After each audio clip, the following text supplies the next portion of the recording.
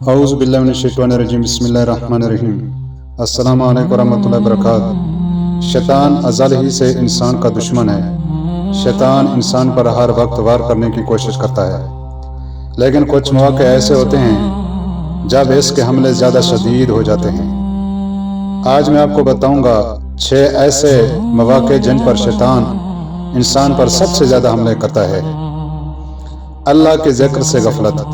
اللہ تعالیٰ فرماتا ہے، جو شخص اللہ کی یاد سے غفلت کرتا ہے شیطان اس کا ساتھی بن جاتا ہے۔ غصے کی حالت میں، غصہ شیطان کی طرف سے ہوتا ہے، اس لیے غصے سے انسان غلط فیصلے، لڑائی اور گناہوں کی طرف جلدی جاتا ہے۔ تنہائی اور برے ماحول میں اکیلا انسان شیطان کے لیے آسان ہدف ہوتا ہے، خاص طور پر جب وہ برے دوستوں یا گناہ والے ماحول میں ہو۔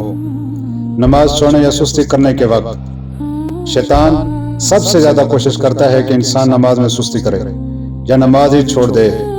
رات کے وقت اور گناہ کے موقع پر، خاص طور پر فحاشی، موسیقی، ناجائز تعلقات، حسد اور تکبر کے ماحول میں شیطان انسان کو بہکاتا ہے۔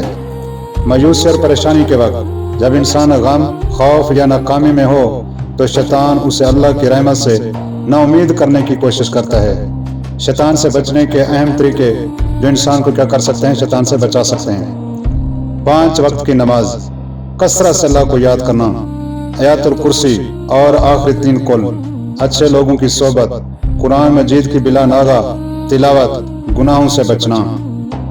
بھائیو، شیطان اس وقت سب سے زیادہ حملہ کرتا ہے جب انسان اللہ سے دور ہو جاتا ہے۔